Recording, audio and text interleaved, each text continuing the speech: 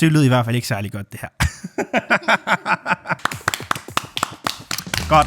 Hej alle sammen, velkommen til. Mit navn er Abdul Al-Havani. Velkommen til Al-Havani TV. I dag er vi jo i studiet sammen med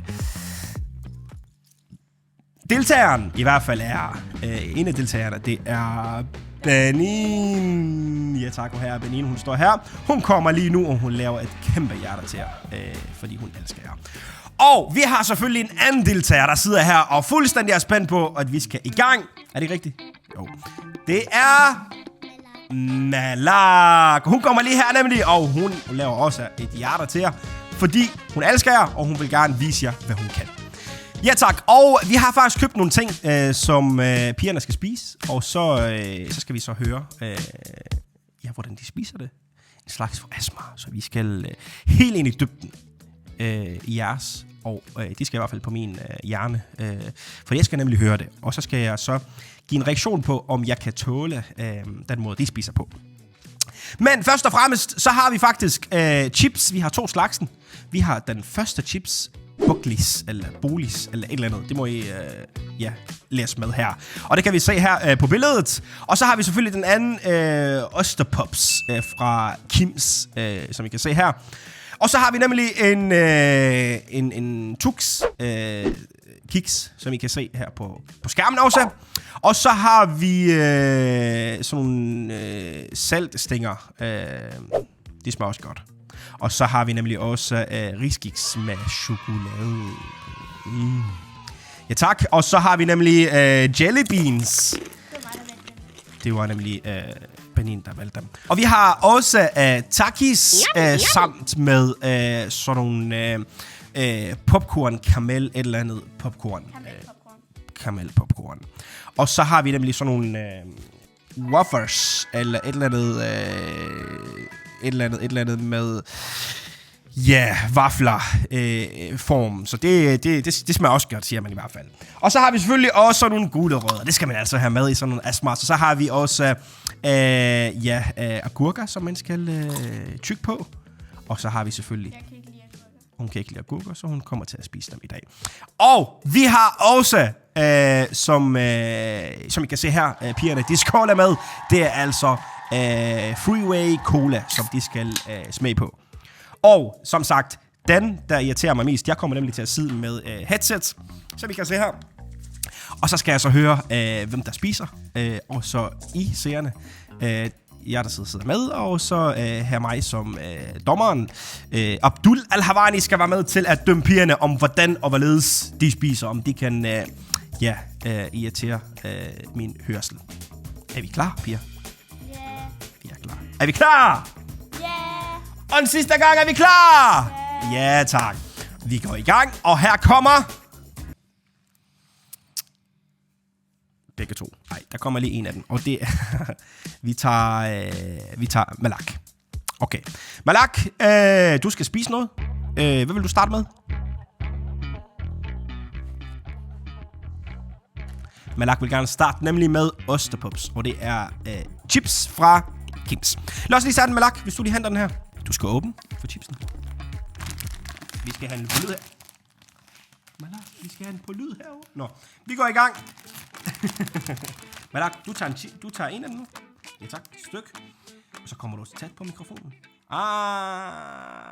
Du så kommer tæt på mikrofonen først. Og så spiser du.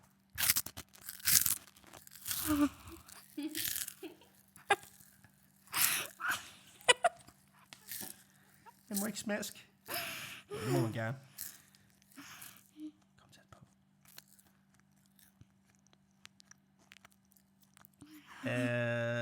Det var godt. Det var i hvert fald Malak, der spiste Osterpops. Benin starter nemlig også med chips.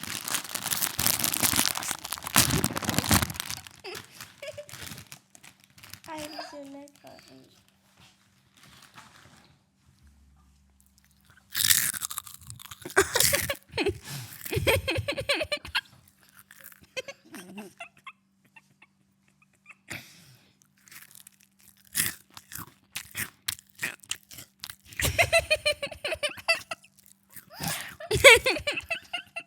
Det var godt. Jeg ved i hvert fald, at jeg skal ikke spise chips mere. Jeg håber i hvert fald, at I kan være med til at høre alle det dejlige lyde, de kommer med her. Eller noget. Nå, nu tager vi den næste. Malak, hun skal jo selvfølgelig prøve noget andet. Er det ikke rigtigt, Malak? Og du får lov til at vælge. Jellybean. Ja, den får du også lov til at spise. Vi tager jellybeans. Malak vil gerne smage på. Er det ikke rigtigt, Malak? Malak, du vælger selvfølgelig en farve. Kom her, tæt på, Malak.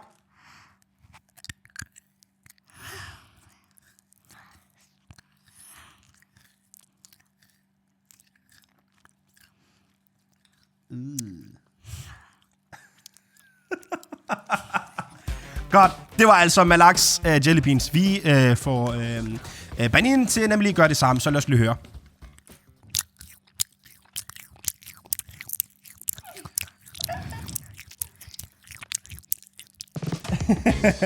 Nå, nu skal vi have den næste selvfølgelig.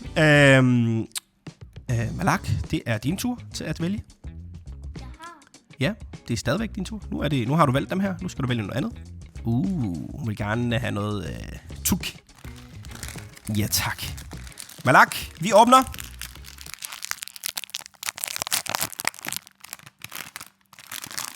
Tæt på, Malak.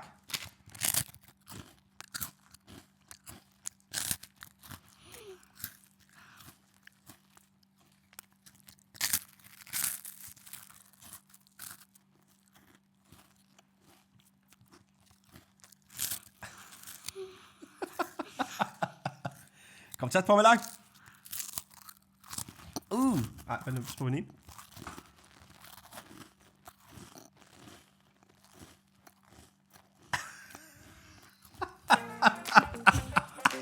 Det var godt, Malak. Okay, så har vi altså Banin hernede. Eller herovre. Banin, du får lov. Jo, du skal spise dem her også.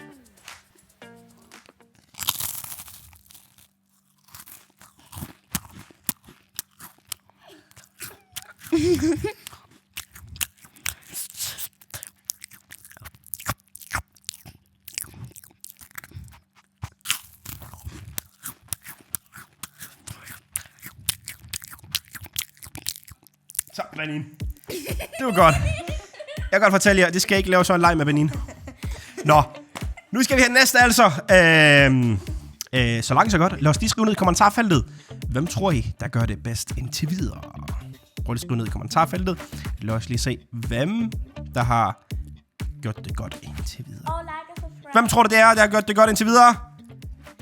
Hvem tror du, der har gjort det godt indtil videre? Ja, tak.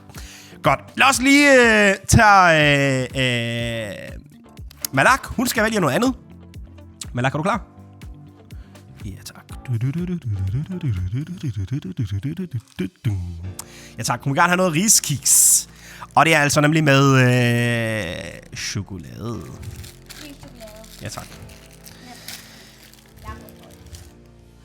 Malak, hun starter med en riskiks.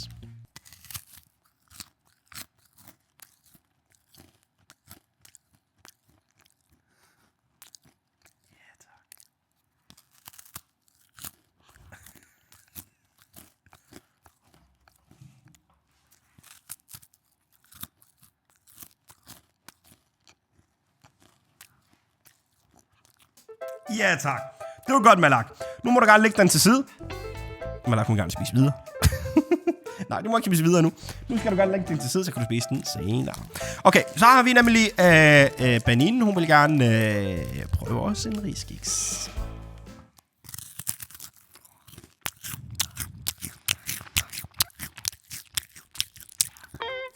Ej, Banin. Banin. Ej, det gør man ikke. Du må da gerne tørre væk, det der. Banin, hun var lige ved at spise mikrofonen også. Og så skal vi til det næste. Malak vil gerne altså prøve en agurk herovre. Ja tak, Malak, du får lov altså til at spise noget agurk. Kom tæt på.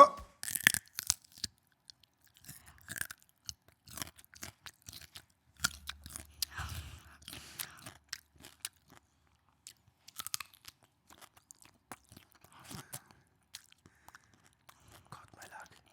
Giv en gas, Malak. Ja, tak. Det er godt, Malak. Lad os lige tage Benin. Benin, du får også lov til at tage en agurk. Sådan der. Er vi klar?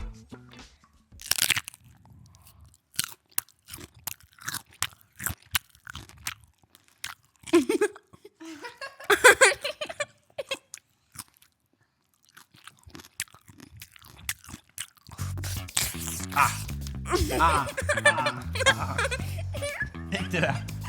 Godt, Benin. Benin er færdig næsten med sin agurk. Benin, hvis du lægger dit agurk hernede, så folkens, så er vi altså noget halvvejs. Malak, så skal vi altså til den næste. Og du får lov til at vælge. Nej.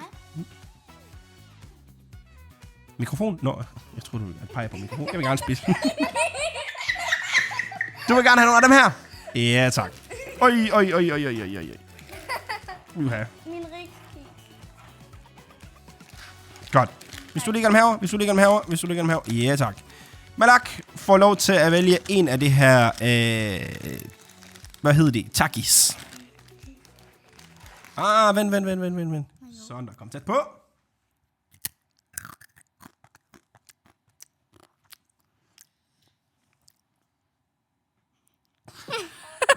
Kan du ikke lide det? Wow. Nå, er der chili i? Nå, er den hot? Nå, så hvis du vil ikke spise mere, det er fint. Vil du ikke spise noget mere af det? Nej. Det er godt. Du kan bare lægge det dernede. Men var den god? Ja. Men var den god? Godt. Så tager vi altså Benin. Jeg vil gerne prøve noget herover med lidt takis.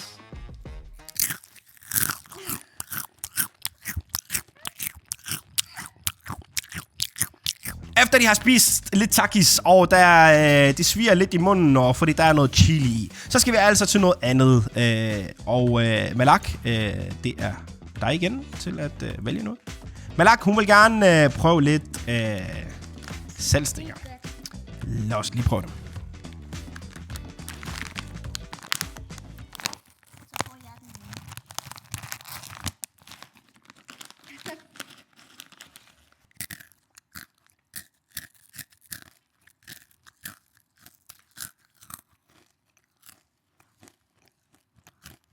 Jeg tager sådan lidt af min rigtig.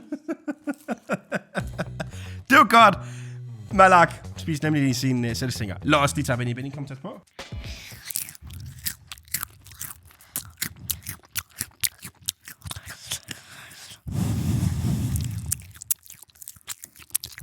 Det var godt. Ja, tak. Så har vi altså lidt mere. Vi mangler lidt mere. Benin, du får lov til at vælge. Lad os prøve dem her. Ja, tak. Og vi prøver nogle vafler med chokolade i. Ja, tak. Så har vi altså Benin, der starter med vaflerne her.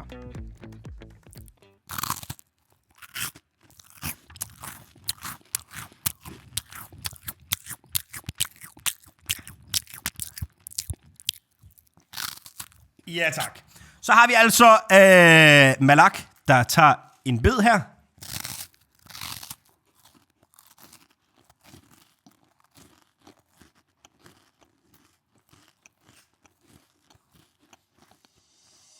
Ja, tak.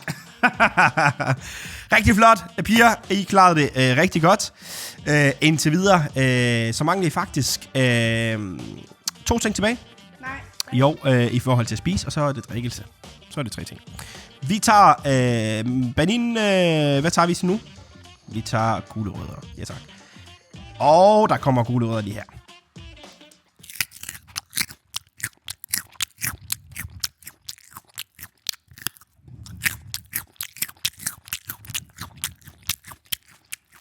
Ja, tak.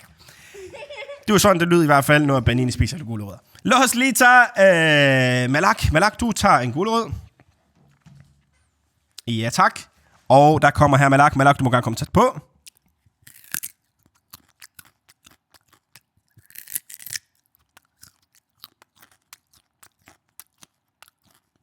Ja, tak. Rigtig flot, Malak. Så folkens, så mangler vi altså den sidste her, og det er altså en af de afgørende, fordi det er nemlig den sidste, og det er sådan en karamel popcorn, der kommer her. Benil, du tager den sidste.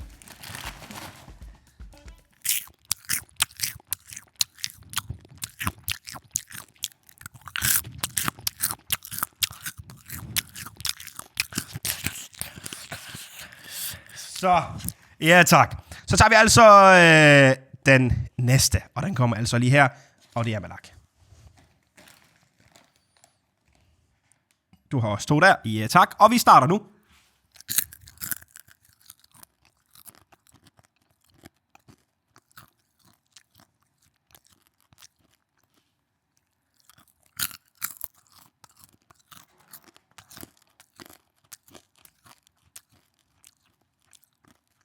Ja, tak.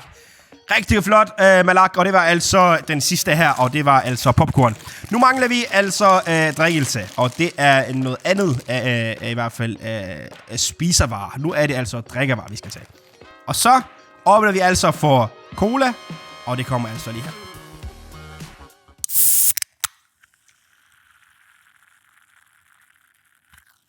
Og Benin, hun starter lige her.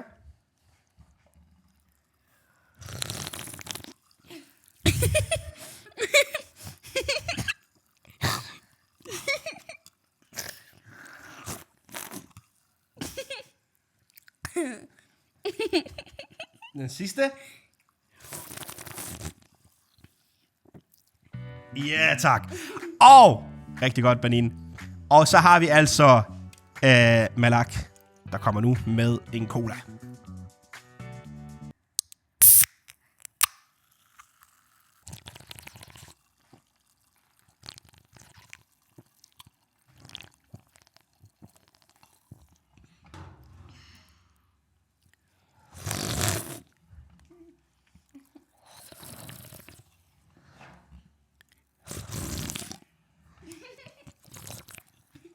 Det lyder i hvert fald ikke særlig godt, det her.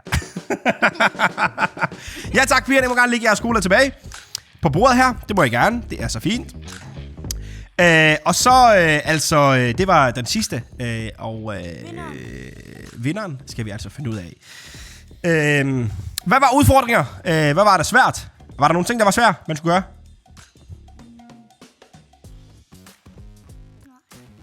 Nej. Var der noget, der var svært, man skulle gøre?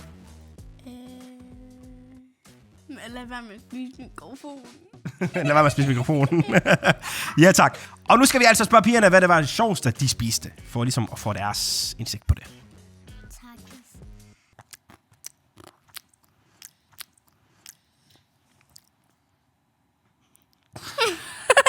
Kan du ikke lide det? Det er varmt. Nå, er der chili i? Nå, er den hot? Nå, så hvis du vil ikke spise mere, det er fint. Vil du ikke spise noget mere af det? Nej. Hvorfor lige takis? Fordi I grinede. Fordi vi grinede rigtig meget af det. Var der, fordi der var også chili i den? Benin, hvad var det sjoveste, du spiste af alt det, vi havde? Rigtig. Ej, Benin. Riskiksen. Hvorfor? Det er nok nu, det er sjovt, ikke tidligere. Ja, tak. Folkens, det var altså Benin, og det var altså Malak, der var med i den her konkurrence om, hvem får dommeren til at brænde fuldstændig af. Og det var altså noget af en oplevelse, at jeg skulle sidde og høre på dem sidder nemlig og spiser. I klarede det nemlig rigtig godt, fordi I fik mig slukket for min appetit. Jeg vil næsten ikke have mere mad for i dag, fordi jeg har ikke lyst til at spise mere.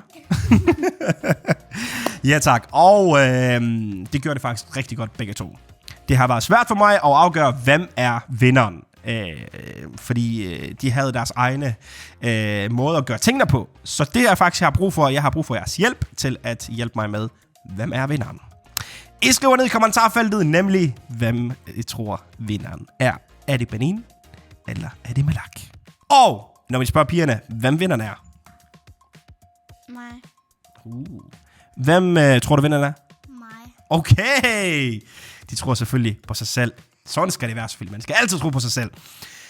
Folkens, tak for at I så med. Var det hyggeligt, pigerne? Ja. Ja, tak. Skal vi vinke farvel? Hej hej! Subscribe. Like og subscribe! Hvad skal man gøre? Vi skal vise en playbutton, siger Malak. Ja tak, og det var altså den her playbutton, pigerne må gerne være med til at holde. Yes, og det er altså YouTube playbutton. Jeg giver slip pigerne, og det er jer, der holder den. Er I klar? Tag fat i den.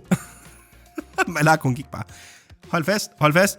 Ja tak, ja tak, ja tak. Sådan der. Det er altså Malaks idé, der var at finde playbutton. Må jeg lige se kameraet? Hvorfor går I så langt ned i gængen? Ja tak. Det var altså den her playbutton, som Malak ville gerne vise jer. Hun ville gerne rigtig nemlig holde sådan en. Tak for i dag. Hej. Ja tak. Skal vi high five for det? Ja tak. Og så giv hende en high five. Yes. Klarer det rigtig godt, pigerne.